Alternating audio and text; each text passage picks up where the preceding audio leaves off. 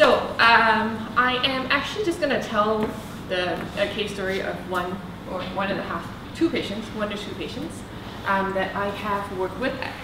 It's actually just very recent. Last year, I remember telling a story about a kid who I worked with, who we were prepared to send him.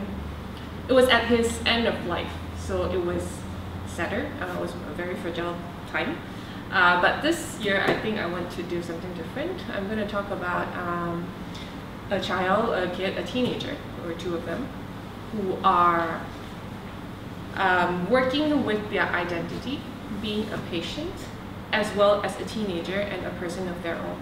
Because as we all know, we have been rebellious ones, we have been teenagers once. That is the time of your life when you question who you are, when you try to find out who you are, you experiment, you try different things, you fight with everybody because you want to defend your identity. And that is very important for a patient, any patient, especially for a patient who's going through their teenage years. Okay, speaking about identity, this boy is from the nephro ward, nephrology. So patients who are there usually have kidney failure, liver failure, something to do with the kidneys. It's actually this kid. When I was first at HKL, I spoke to nephro doctors, and they told me that, you know, like, every ward is different, but people keep forgetting our ward because our kids are not as acute. You know, in ICU, in cancer wards, it's very obvious they have cancer, they have to go for chemo, they lose their hair. So it's not that people pay them more attention, but the awareness is higher when it comes to cancer. But when it comes to nephro, it's a very long battle actually. Like Lina said, it's like, it's for life, whether the life is short or long. Because even if you get a transplant, if you don't get a transplant, you're going for dialysis 3 days a week, 4 hours per session, per cycle. And the traveling and the being in the hospital, that's like at least 6 days, 6 hours a day. That's about 18 hours a week of being in the hospital. That's a big part of your life. The nurses that was playing music for that Sharon mentioned are actually nurses in the dialysis room. I was actually also playing so that they would like me more and not chase me out every time I make noise there. But it did help them be kinder to the kids because their job is tedious as well. They have to make sure that they don't get an infection when all this blood transfusion is happening. It's very sensitive and they get frustrated too because they're humans. So that's nephro. And even if you do get a transplant, sometimes your body rejects the donor organ. But then again, because it's an external organ that's coming into your body, there's a lot of things that's happening. So some kids are very sensitive, who are more sensitive. They don't have to go through dialysis, but they still go back to the hospital almost once a week or sometimes more, just for checkups, just to make sure they're stable. And other kids who are even more sensitive, they get fever very easily, and they have to be rushed into the hospital just in case it becomes something more because their liver and their kidneys are already compromised. So it's a very, very long battle, and the doctors have been telling me sometimes it's not acute, and sometimes it's health-wise it's not acute, but it's just mental-wise, like they just couldn't do it anymore because it's a very long, tedious journey. So yeah, they were telling me how different the needs are, but our kids are also important. I was like, yes, I hear you. So I'm going to tell a story about that for kids. This kid, he is 15. He got a liver transplant, like Nina said. When I was referred to him, it was actually at the end of his hospital stay. He has been there for 2 months. He has lived in a room, isolated, because they cannot afford for him to get an infection. So he has been in the same room for 2 months. Before that, he has been getting his dialysis 3 days a week for many, many, many years. When I went to see him, I didn't know it was the same kid that Rina draw his pills for. I know about this picture, but I didn't know this. So when I went in, he was on his bed actually. He had a roommate that day, which is really good. It was another transplant patient. He was 17, and he is one of those who have to go back to the hospital sometimes up to 3 days a week, and they live in Port Dickson, so they have to travel like that all the time. This is their life. They are talking, they're looking at a tiny screen, they're talking about stuff. They are not sad. Today the story is not going to be too sad. They're not sad, they're communicating with each other. They seem to have developed a bond. I just found out that they have just met 2 days ago, but now they're like brothers and good friends. So I asked them if they want music. Mom is sleeping, sister is sleeping too. They're like, yes. So this is a question I ask older children or older people, patients sometimes. If you were to be able to wake up and magically be able to play one instrument, what would it be? This boy said, boy A, I'll call him boy A, said, can I choose two? I'm like, yeah, sure. I want to be a drummer, I want to be a guitarist. And the other boy was like, does DJ count? I'm like, okay. It does. It's music, it's an instrument, it counts. So I was like, okay, I have all my instruments there on a card. It's pink. I hope it's not pink anymore soon because it's really girly. The boys have to choose from a pink card. Did you do something about that on this? When I go see teenage patients, they're like, why is it pink? Anyway, I have ukuleles, bongos. We need more instruments too with you guys. Never mind. Ukuleles, bongos, but I also have my iPad, and that works very well with teenagers, boys especially. So I bring it out, and I have these live instruments, and I have these iPad, which has more instruments than that, and you can play with your finger. So I took it up, showed them what it can do. They say, okay, we want to check out everything, we'll do this and then that. I said, okay, cool. So I took out my iPad, I showed them GarageBand. Those of you who know the software, you can basically do magic on it. So I showed them GarageBand. I asked them if they want to make a song. If you want to be a DJ, let's check out some drum loops and see what we can do. So they're like, oh, okay, let's do this. So we went through a lot of loops. They chose the kind of rhythm that they want. In the process, you can tell that the older boy, the other boy, boy B, was actually 17 already, so he's been through this. He's a transplant patient. Boy A he's just got his transplant. So you can tell that boy B was more confident and sure with engaging with strangers or doing something new. So he was like, oh, I like this, let's do this, I like this is a bit boring, blah, blah, blah. You have to give them a point, you know, I'm like, okay, I know you like this, how about him? And he gets it. And this is the sweet thing about local general hospitals, because they spend so much time together, they develop a bond, they know each other's needs. So he got my drift. He's like, okay, why don't I choose one and you choose one? So the other boy was more shy. I had to coax words out of him at first. So they picked their beats, they each chose a beat, and then they after that, I asked them to choose instruments. So they chose instruments, where to put them, and they sort of make like a track, instrumental track. So I asked them, now you have music, why don't we write a song?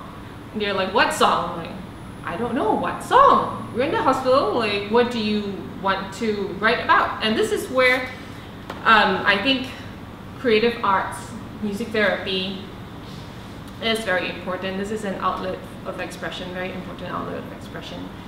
Music, I think we have the best of both worlds because it's also a neurological experience, and I'll talk about that later, but this is more about expression. So they were like, oh, in Malay, we spoke in Malay. Let's write about life in the hospital, and they laughed. It was a very dry, cynical laugh because they have spent so much time there. It is something they can't help, they have no choice over, but they have managed to survive thus far. I was like, sure. I took out my pad, I ignored it, and I just wrote it down. PW Hospital, which means life in the hospital. I'm like, okay, now let's go, what else? And then, because it was more an interaction going on there, so they were just looking at each other with this smirk on their faces, and they were joking about how you get hooked every day, you don't have a choice, how medication makes you sleepy, and all these things. They were just saying it out and just writing everything down. They were like, no, those are not words. I'm like, these are words, these are lyrics, it will do. So I just wrote it down anyway. And they went on and on and on.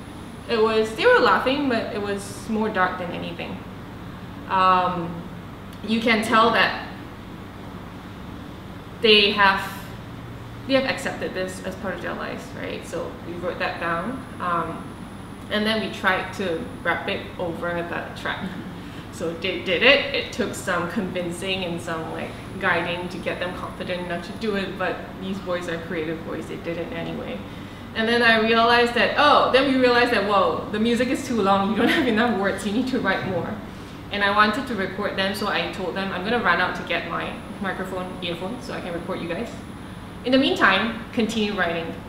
When I came back into the room, they were laughing and rolling on the bed. I was like, okay, this is good. So I looked at the lyrics. The sister, she was there, she woke up and she was very interested and she was helping them write and getting them, she's older. Mommy has left. So yeah, so in that way we came up with a full song. We rehearsed a couple of times. Let me show you. And then we recorded. I'm going to... You can't hook this up to the projector, but they didn't want to show their faces. These are, this boy is boy B, the older boy. This boy is boy A, who just got his transplant. This is my iPad, and this is the lyrics they have in front of them. I am going to play the song for you. It took a long time. Well, it's not that long. It took a while, a couple of rehearsals for us to get it. They were very rhythmic kids. We figured it out. Can we start at the same time so I can play the video? Anyone wants to no, see but it's it? not the same. Okay. That is a rehearsal video, and Okay. this was like a different take. Okay. Yeah, so it wouldn't really Yeah. match. Yeah. Yeah. And what was really cute was that we were recording halfway the first time. We took quite a few takes. Mom barged in, and you're like, "What? No, go out!" Mom was like, why don't you just put up a do not disturb sign on the window? And they did just that. They were do not disturb, stuck it on the glass window. They took it very seriously. So this is the song. Duduk di hospital, tiap hari kena cucuk. Bukan sekali, tapi 2 kali. Masuk ubat, tak boleh bergerak. Pesakit tidur, kakak yang makan. Tak bayar sewa, kena halau. Inilah hidup di hospital.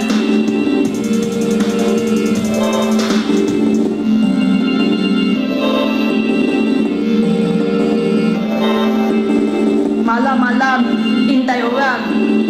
Tengah mandi, kena tutup lampu. Sehari makan 7 kali. Inilah hidup di hospital.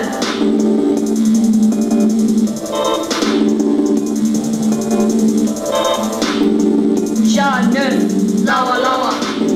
Antaranya, Mr. Idora. Hey, hey, hey, hey, hey, hey, hey, hey, hey, hey.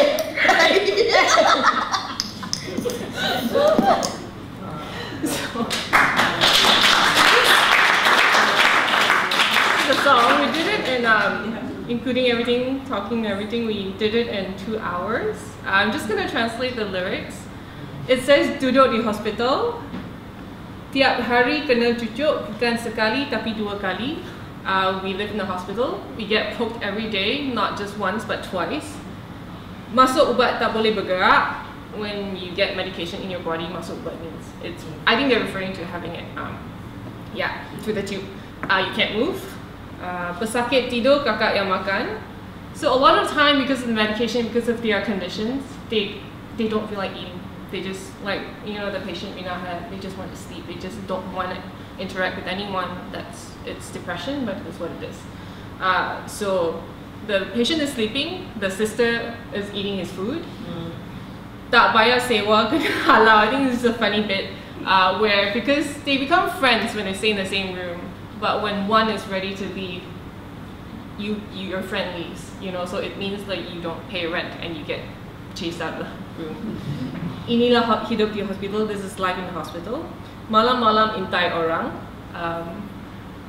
What do you call intai? Peek at people every night. Tengah mandi kena tutup lampu. Your lights get turned off while you're having a shower. Sehari makan 7 kali, you eat 7 times a day.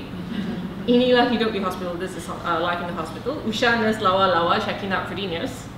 nurses. Antaranya Missy Edora. This is one of the nurse who I found out is very popular with teenage boys. And this is the end of the song. So they wrote the part. So I reflected on this much after the session. I usually do some reflection and just to remember what happened. So Malam Malam Untai Orang. So the second half of it, the first half was it's very dry, very dark humor. You know, it still talks about pain. It talks about like everything that's hard, but how. Yeah. The second part was actually very funny and very light. It's about checking girls out, getting frustrated because lights were turned out in the shower. It's different. And that is when I told them to work it out on your own. I'm just gonna get my stuff. And I came back and they were laughing, and it's a different kind of laugh. So it really does reflect the process of accepting this is what you have to go through, the hard parts, and then be able to find really just joy in the interaction within the hospital. And this whole transformation came out in this form. It's an expression. It is an outlet for them to have. This is not very conscious processing. This is it's unconscious, it's subconscious, but they still had this to process it, which is really, really nice. Recorded this, and then yeah, it's a hospital hit by now. And what is important is also that as a patient, sometimes you get into a patient mentality and patient mindset where, because so much of your time is in the hospital, right? That becomes such a big part of who you are. You sometimes forget that things can change or that you have control, you can take your life back. And giving them an outlet like art or music is reminding them what is also possible besides, you know, having to go through all of these things. I'm going to talk a little bit more about this boy A, It's Okay With You Guys, just a little bit more another time. The next day, because I heard that he was going to be checked out soon, so I went and visited him the next day, and boy B, who has become his brother, has been discharged, so he was alone, so I wanted to work with him one last time before he left, and also because he's been shyer and I just want to get one-on-one time with him. So the next day I went in, he was alone. I brought my djembe because I remember he wanted to be a drummer. Before I went in, I met Dr. Yao. He was like, yeah, I'm pulling his leg, but I'm trying to make him memorize all his medications. That is why this also happens. I think he's very lucky to have so many people helping him do this. He had new medication. I'm like, look at your chart. He's like, no, it's new, and we don't have a new chart for that. So I'm like, okay, we can do some drumming, and it will help with memory because the research has shown that drumming does help engage your brain that way and helps with memorizing and stuff. But before we go into the neurological part, I asked him if you would like to try the drums. He's like, sure. Then I showed him a couple of rhythms. Let's just do something simple. Let's do this. He's like, I can only use my left hand. I'm like, are you left-handed? He's like, nope, because his right hand, he has had the tube in it for a long time.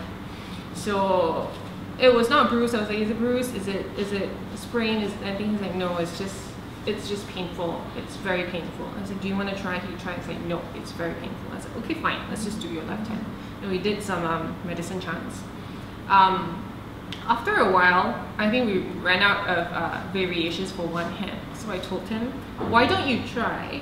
It's up to you, but you can do this thing where I'm just gonna add one beat for your right hand. He's like, okay, I can do that. And you don't have to play that very loud. Just leave your right hand there. Just tap if you need to. He taps.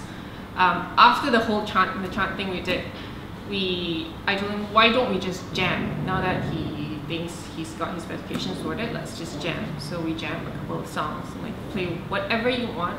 On the drums, one hand, I don't care, I'm just gonna play and sing, we'll play and sing, and you jam.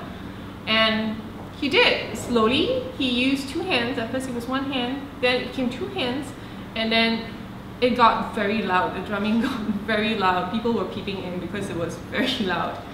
He was taking drum solos, he was banging with two hands, he was coming out with rhythms, he was matching whatever I do. And before that, his hands were shaking. I asked him if it's okay, are you hungry? Can you do this? He's like, no, I'm just shaking because of the medication that makes that it happens. So after that session, after all that drumming and the jamming, his hands were not shaking anymore.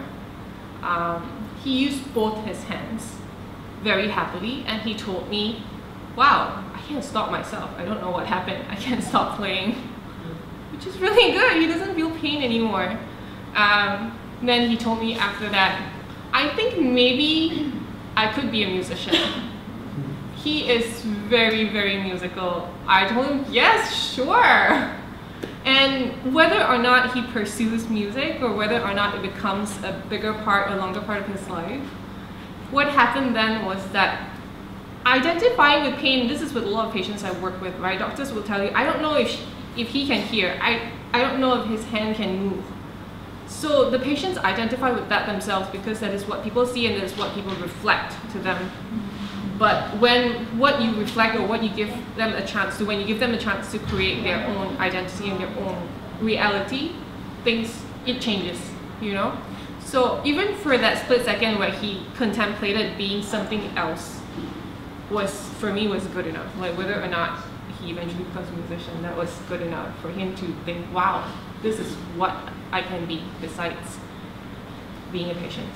So it was pretty nice. And I'm just going to take 2 more minutes of your time. I'm just going to do this exercise with you guys. This is what I did with him to remember his medication. I'm going to test it on you guys if you don't mind. The first medicine is, can I scribble? Yeah, go for it.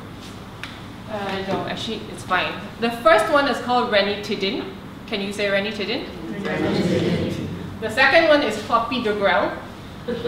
Yep, clopidogrel. The third one is fluconazole. Okay, you can all say it, it's good. I don't think you remember it, but it's fine. So we're gonna do this. Can you do this? Tap, tap, tap. Ranitidine, ranitidine. Let's just do this. Ranitidine, ranitidine. You can jiggle your body as well. Ranitidine, faster. Ranitidine, ranitidine, ranitidine. Okay. Now we're gonna do clopidogrel, okay? Clopidogrel goes like that.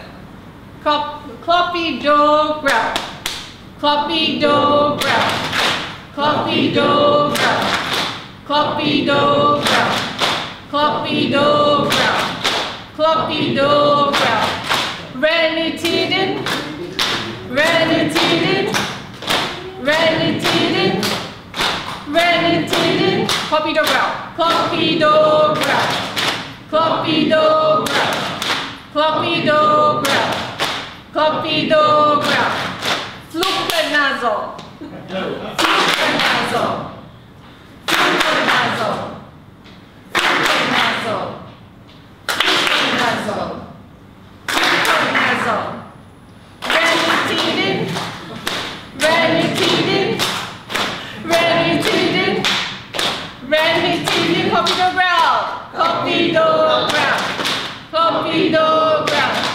clopidogrel, clopidogrel. Let's go. Fluconazole, fluconazole, fluconazole, fluconazole. Okay, we'll just see if you remember this tomorrow. Because what happened was that we did this on the djembe. We put drum solos in the middle and all that stuff. This is like a very simplified version of it. We did this, and then we did the jamming. We sang songs. We forgot about this because it was fun. And I added this for ranitidine because he's supposed to take it half a day. Clopidogrel as well. Fluconazole, I tapped twice because he's supposed to take 2 of them per day. The next morning, I woke up, I'm taking my shower, it's still in my head. All the names of the medication, and these are really weird words. I texted him because I was supposed to get the consent form for us to show this music and tell his story. I'm like, are you out of the hospital? He's like, yeah, thanks to you, I remember all of them. So it worked for 2 people. So that's the other reason besides being an avenue for expressive art. Music works because it also activates like the cognitive parts of your brain. Rhythm helps people remember stuff. So these are just like the very basic, a very few examples of how music works in this population. So yeah, that's why.